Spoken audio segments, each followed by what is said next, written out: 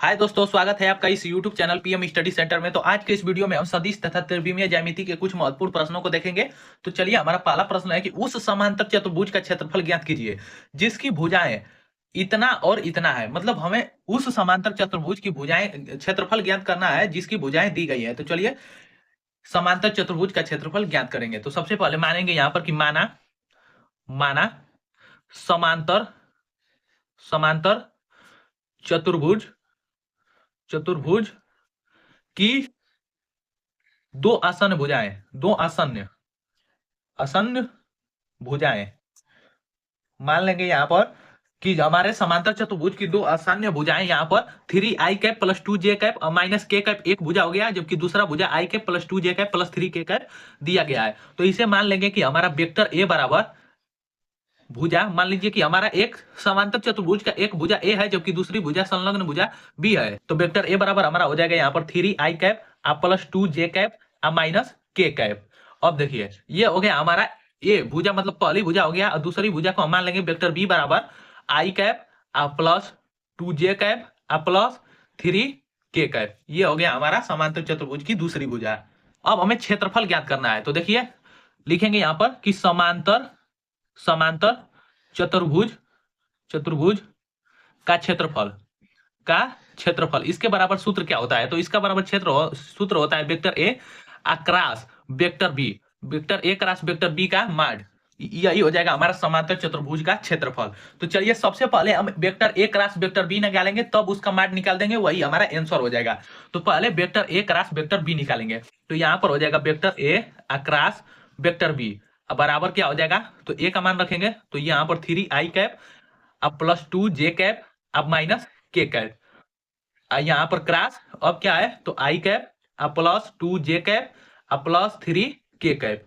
ये हमारा समांतर चतुर्भुज की दूसरी भुजा है। इनका हम क्रॉस निकालेंगे। तो क्रॉस प्रोडक्ट हमें निकालने के लिए इसे इस प्रकार लिखेंगे। देखिए, यहाँ पर हमारा हो जाएगा यहाँ पर i कैप, यहाँ पर j कैप और यहाँ पर k कैप। आई कैप के नीचे हम आई कैप के गुणांक को लिखेंगे। तो पहले हमारा हो जाएगा यहाँ पर 3 है आई कैप का गुणांक, ये 2 है और यहाँ पर माइनस 1 है। अब दूसरे भुजा में देखेंगे तो आई कैप का गुणांक 1 है और ये 2 है और ये 3 है। तो इस प्रकार हम क्रॉस प्रोडक्ट निकालते हैं। अब इसको हल करेंगे तो हमारा क्या आएगा। देखिए, सबसे पहले आई कैप निकालेंगे। तो यहाँ पर आई कैप, यहाँ पर क्या हो जाएगा, तो आई कैप इंटू, अब आई कैप के गुणांक को ले रहे हैं तो यहाँ पर आई कैप के गुणांक को छोड़ देंगे। देखिए, इधर हम इसके सामने वाले इस पंक्ति को छोड़ देंगे और इस स्तंभ को छोड़ देंगे। तो हम 2 में 3 का गुणा करेंगे तो ये हो जाएगा 6। अब माइनस होता है तो यहाँ पर 2 में माइनस 1 का गुणा करेंगे तो -2। अब पहले से ही यहाँ पर माइनस होता है तो ये प्लस हो जाएगा, +2। फिर ये प्लस माइनस प्लस के रूप में चलता है इस प्रकार। तो अब प्लस हो गया तो माइनस जे कैप कोष्टक में, अब जे कैप के सामने वाला स्तंभ को और इसके सामने वाला इसको छोड़ देंगे। तो हमारा 3 का गुणा 3 में होगा तो 9 हो जाएगा। अब माइनस, अब देखिए 1 का गुणा 1 में होगा तो -1, तो माइनस पहले ही से है तो -1 मिलकर यहाँ पर +1 हो जाएगा।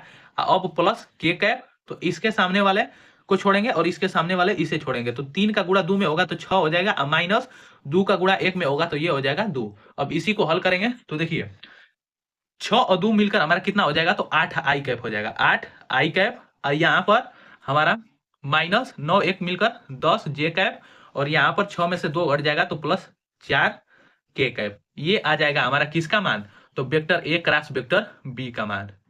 Vector A cross vector B का हम मान निकाल लिए। अब इसका हम माड निकाल देंगे, वही हमारा समांतर चतुर्भुज का क्षेत्रफल हो जाएगा। तो निकालेंगे यहाँ पर mod of vector A cross vector B.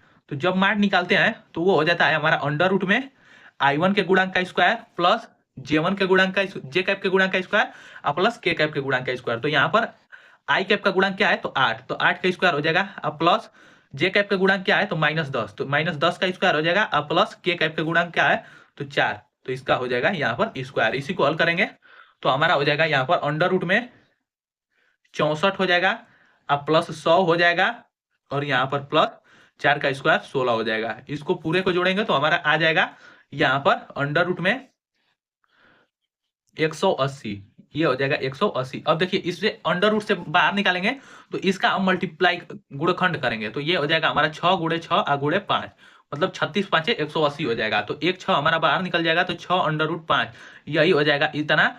ये क्या हो जाएगा, वर्ग हो जाएगा। क्षेत्रफल है तो वर्ग मात्रक। यही हो जाएगा हमारा इस प्रश्न का आंसर। चलिए दूसरे प्रश्न को देखेंगे। वर्ग मात्रक लिख सकते हैं या वर्ग इकाई, इसका मात्रक नहीं दिया है तो वर्ग इकाई या वर्ग मात्रक। चलिए दूसरा प्रश्न है हमारा। दूसरा प्रश्न है हमारा कि उस त्रिभुज का क्षेत्रफल ज्ञात कीजिए। ये त्रिभुज है, अगला हमारा समांतर चतुर्भुज था। तो देखिए उस त्रिभुज का क्षेत्रफल ज्ञात कीजिए जिसके शीर्ष इतना इतना तथा इतना है। मतलब हमें उस त्रिभुज का क्षेत्रफल ज्ञात करना है जिसके यहाँ पर तीन तीन शीर्ष दिए गए हैं। तो चलिए उस त्रिभुज का हम क्षेत्रफल ज्ञात करेंगे। तो देखिए मान लेंगे, यहां पर लिखेंगे माना माना त्रिभुज। मान लेंगे, देखिए सबसे पहले एक त्रिभुज हम बना लेते हैं। वह त्रिभुज किसी भी प्रकार का हो सकता है, इस प्रकार ही हम त्रिभुज बना लेंगे। यहाँ पर त्रिभुज, इसका नाम दे देंगे। तो ये हो जाएगा ए, ये हो जाएगा बी और ये हो जाएगा सी। अब कह रहा है इसके तीन शीर्ष दिए गए हैं। तो ए को हम मान लेते हैं 1,1,2 है, जबकि बी को हम मान लेंगे कि बी का शीर्ष यहाँ पर 2,3,5 है और सी का शीर्ष यहाँ पर मान लेंगे 1,5,5 है। चलिए अब हम मानेंगे यहाँ के पर कि माना त्रिभुज ए बी सी का शीर्ष यहाँ पर ए बराबर हम मान लेंगे। हमारा ए शीर्ष ए बराबर क्या दिया गया है, तो ए का यहाँ पर मान दिया गया है 1, ये है 1,2। अब बी का क्या यहाँ पर दिया गया है शीर्ष 2,3,5 और सी पर क्या शीर्ष दिया गया है, तो वो है 1,5,5। देखिए इसका हमें इस त्रिभुज का क्षेत्रफल ज्ञात करने के लिए हमें सबसे पहले इन शीर्षों का क्या निकालना पड़ेगा, स्थिति सदिश निकालना पड़ेगा। तो स्थिति सदिश निकालेंगे तो इसे हम लिख सकते हैं, इसके बराबर हम लिख सकते हैं कि ये हमारा हो जाएगा आई कैप, मतलब 1 आई कैप। इन सब के साथ हम आई कैप, जे कैप और के कैप ले लेंगे, इन सभी बिंदुओं के साथ। तो 1 के साथ आई कैप लेंगे तो वो आई कैप हो जाएगा प्लस जे कैप प्लस 2 के कैप। अब इसके बराबर स्थिति सदिश बी का स्थिति सदिश क्या हो जाएगा, तो 2 आई कैप प्लस 3 जे कैप प्लस 5 के कैप हो जाएगा। इसी प्रकार सी, बिंदु सी का स्थिति सदिश क्या हो जाएगा, तो आई कैप प्लस 5 जे कैप प्लस 5 के कैप। ये हो जाएगा हमारा तीनों बिंदु ए बी और सी तीनों का स्थिति सदिश। अब चलिए त्रिभुज का क्षेत्रफल निकालते हैं। तो लिखेंगे त्रिभुज ए बी सी का क्षेत्रफल। तो त्रिभुज का क्षेत्रफल बराबर होता है हाफ यहाँ पर हो जाएगा आधार गुणे ऊंचाई होता है। तो यहाँ पर आधार हमारा ए बी हो जाएगा, ए बी अक्रॉस ए सी, ये हमारा सूत्र होता है। तो देखिए इसका मान निकालना पड़ेगा। तो सबसे पहले हम ए बी निकालेंगे और ए सी निकालेंगे, और फिर दोनों का हम क्रॉस निकालकर उसका मान निकालेंगे, और फिर उसमें 1/2 का गुणा कर देंगे, हमारा त्रिभुज का क्षेत्रफल आ जाएगा। तो सबसे पहले ए बी निकालेंगे, लिखेंगे यहाँ पर vector A B. Vector A B कैसे निकलेगा, तो बी का स्थिति सदिश, बी का स्थिति सदिश माइनस ए का स्थिति सदिश, ए का स्थिति सदिश। तो देखिए हमें बी का स्थिति सदिश पता है यहाँ पर कि 2 आई कैप प्लस 3 जे कैप प्लस 5 के कैप है। अब माइनस ए का स्थिति सदिश यहाँ पर आई कैप प्लस जे कैप प्लस 2 के कैप है। चलिए इसको हम हल कर लेते हैं। तो 2 में से आई कैप को घटाएंगे तो यहाँ पर आई कैप बचेगा, प्लस यहाँ पर 3 जे कैप में से 1 जे कैप को घटाएंगे तो 2 जे कैप बचेगा, प्लस 5 के कैप में से यहाँ पर 2 के कैप को घटाएंगे तो 3 के कैप बचेगा। मतलब हमें ए बी पता चल गया, A B vector A B हमें पता चल गया। अब हमें क्या चाहिए, तो अब हमें यहाँ पर ए सी चाहिए। तो ए सी निकाल लेंगे। यहाँ पर ए सी बराबर हो जाएगा हमारा कि सी का स्थिति सदिश, सी का बिंदु सी का स्थिति सदिश माइनस ए का स्थिति सदिश। तो सी का स्थिति सदिश क्या हो जाएगा यहाँ पर, तो बिंदु सी का स्थिति सदिश आई कैप प्लस 5 जे कैप प्लस 5 के कैप है, और माइनस ए का स्थिति सदिश आई कैप प्लस जे कैप प्लस 2 के कैप है। अब इसको माइनस कर देंगे इन दोनों को, तो यहाँ पर हो जाएगा आई कैप में से आई कैप घटेगा तो 0 हो जाएगा। इसको हमें नहीं लिखेंगे, 0 आई कैप लिख भी सकते हैं या नहीं भी लिख सकेंगे। और ये हो जाएगा हमारा प्लस 5 जे कैप में से 1 जे कैप घटेगा तो 4 जे कैप, और यहाँ पर प्लस 3 के कैप हो जाएगा। अब हम इनका क्रॉस निकालेंगे, क्रॉस प्रोडक्ट। तो यहाँ पर हो जाएगा हमारा ए बी क्रॉस ए सी, ये निकालेंगे तो ये हो जाएगा हमारा आई कैप प्लस 2 जे कैप प्लस 3 के कैप, क्रॉस यहाँ पर हो जाएगा हमारा 4 जे कैप माइनस 3 के कैप। 0 भी लिख सकते हैं। तो चलिए 0 को हम लिख लेंगे, यहाँ पर इस प्रकार इसे हम लिखे, इसका क्रॉस प्रोडक्ट निकालेंगे तो आई कैप जे कैप और ये हो जाएगा हमारा के कैप। तो यहाँ पर आई कैप के सामने आई कैप का गुणांक लिखेंगे तो यहाँ पर 1 2 और ये 3। अब दूसरा लिखेंगे एसी का, तो आई कैप का गुणांक यहाँ पर 0 है और जे कैप का गुणांक 4 और यहाँ पर के कैप का गुणांक यहाँ पर +3 है, यहाँ पर +3 है तो यहाँ पर 3।